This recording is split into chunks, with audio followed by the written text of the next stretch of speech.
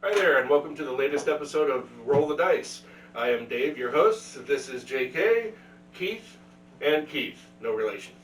Today we'll be talking about the rise of the pro GMs and the latest trend in professional game mastering that has been going on. There are several things about this topic that come to mind, but what's the first thing Let's define what a pro GM is. Good point. Professional GM is a GM who gets paid to run games for the players in its simplest form.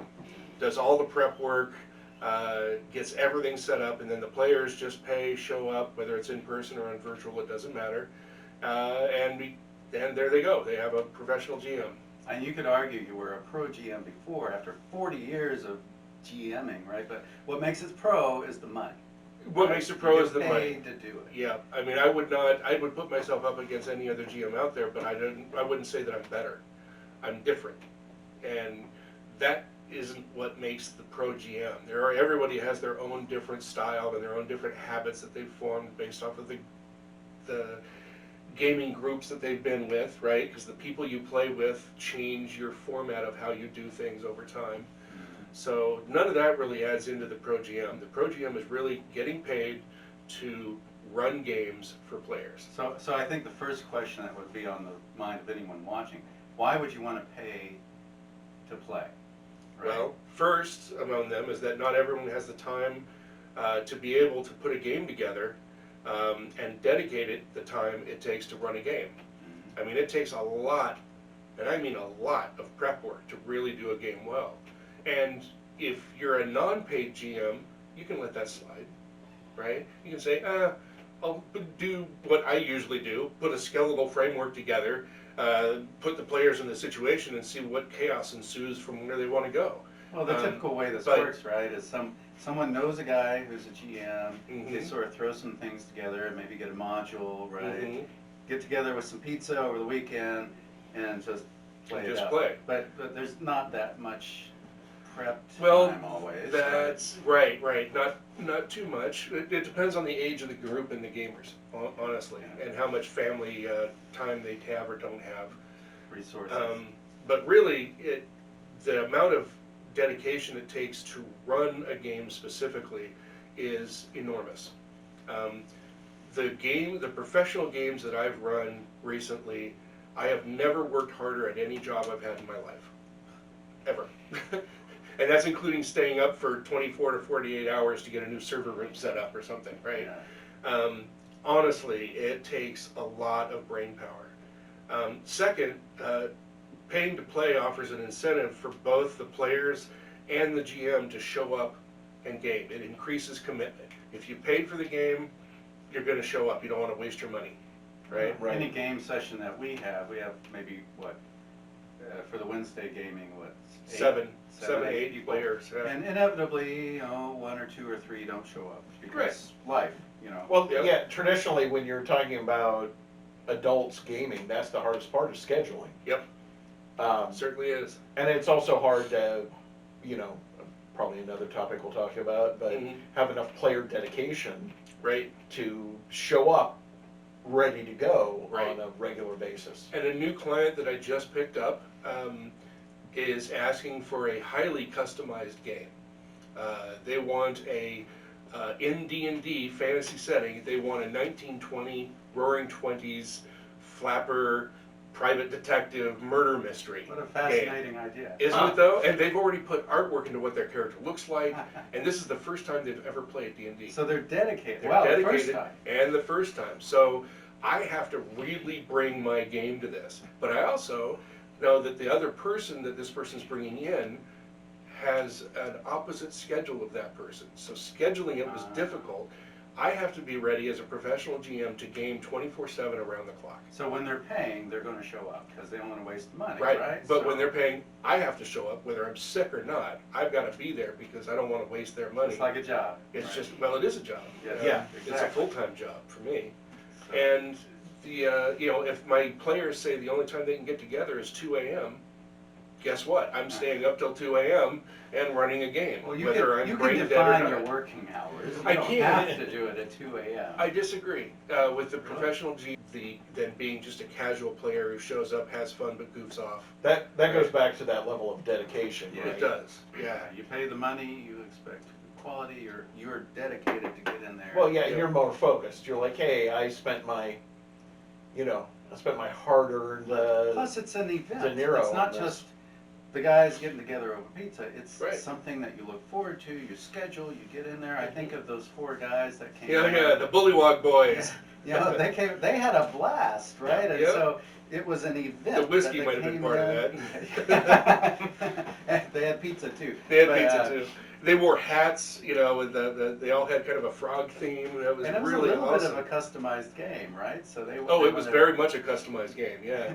So it was a special thing that they came in ready to play, and it Well, and turned when out they great. when they booked me, they said, we were looking around and we really thought that you might be the best fit. Can you run this game, a setting that's more adult oriented, maybe a little raunchy, and we just want to drink and play games and have a great time. And where did they look around? Did they go through the games on They Start went Playing? through the games on Start See, Playing. there They you looked at go. different DMs. Yep. Yep. And this person found me the same way. I haven't asked them yet how exactly, what they were looking for, but.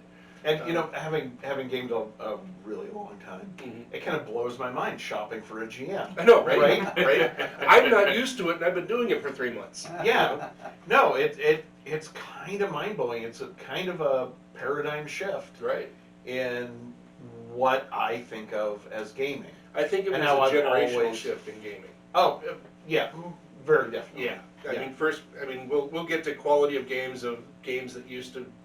games that came before, current games, future games. We'll talk about that in another segment, but this kind of falls into that category of, Well, now there's virtual gaming as well. even though I have you excellent DMs or GMs to run games for me, I'm considering going on there and shopping for a game.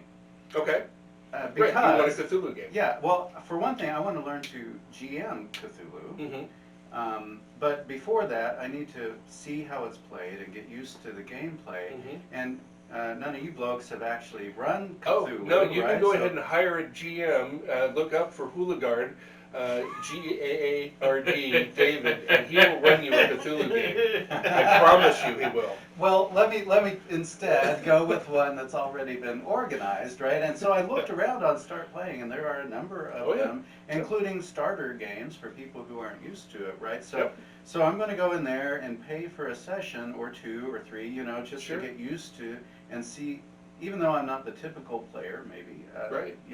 So Tell me who it is, I'll give you a referral to the guy, and that'll give me a discount that I can give somebody else. oh, nice. I mean, they make it so that the GMs can refer people to other DMs. Another benefit of Yep. using this system. Yep.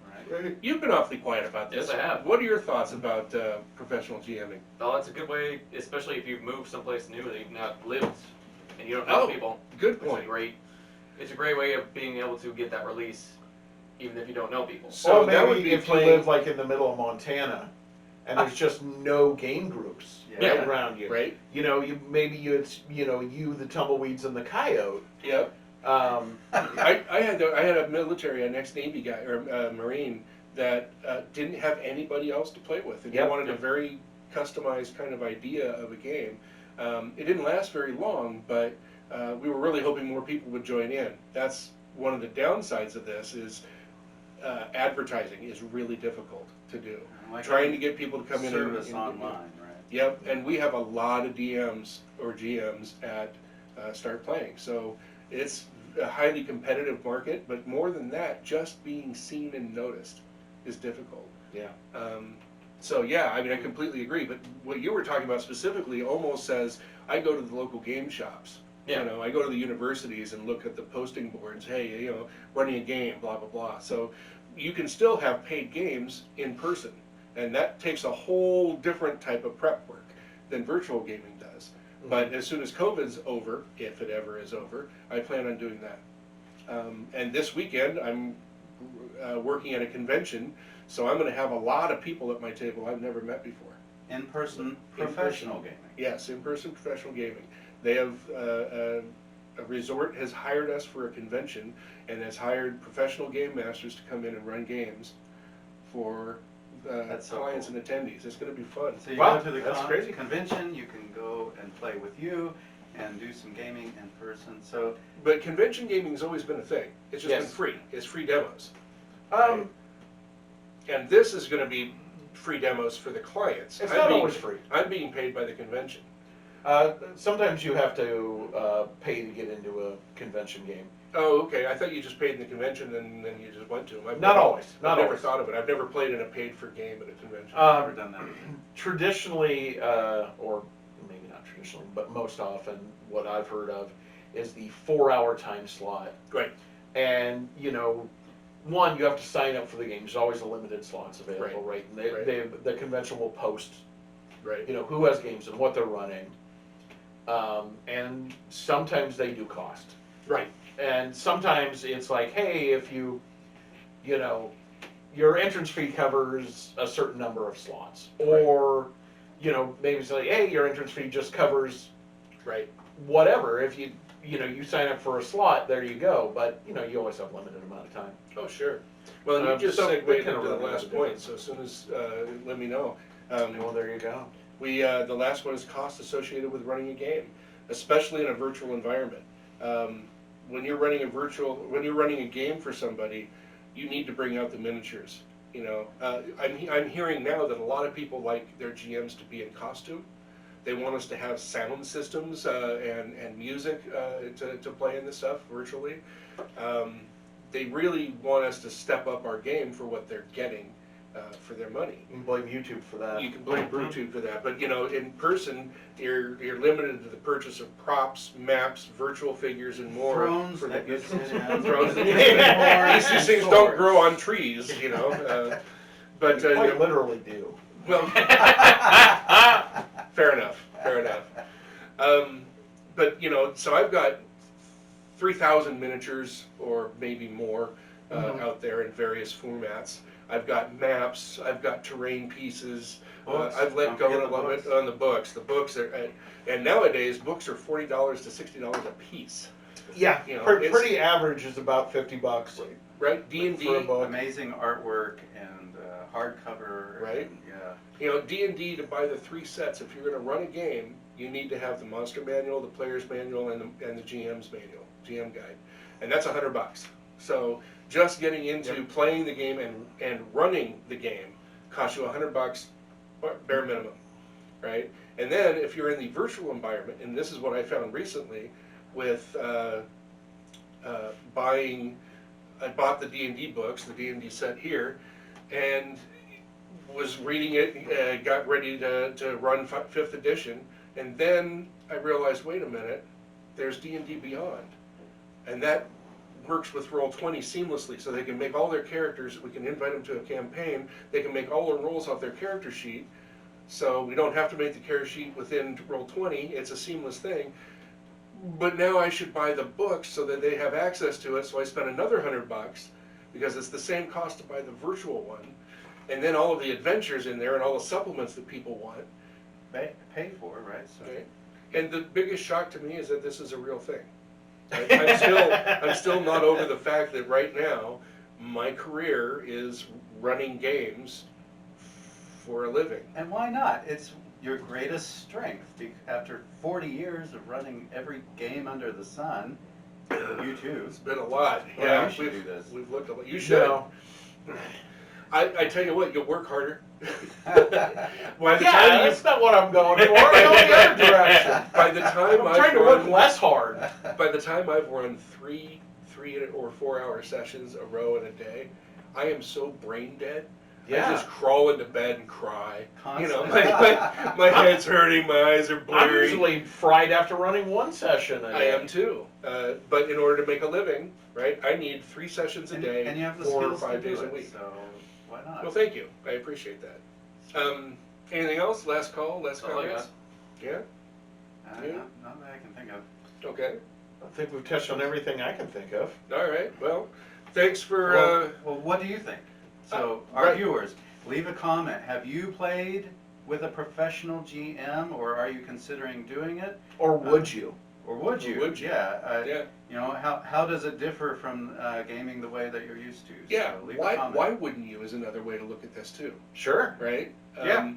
Save yourself the money of buying a lot of extra books. Rent a GM and work with them to make the game that you want, right? A lot of less effort and a lot more enjoyment, I think. Not everybody wants to be a GM, and a lot of people get into it and realize that. And you're the guy that was running it for the friends, so it kind of breaks apart because nobody wants the responsibility. Yeah. So it takes a particular type of person to run games, I think.